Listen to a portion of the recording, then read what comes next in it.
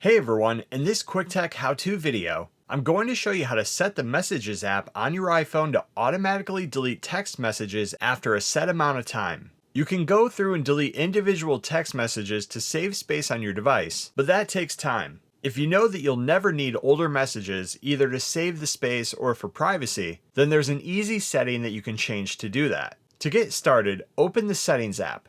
Next, scroll down and then choose Messages.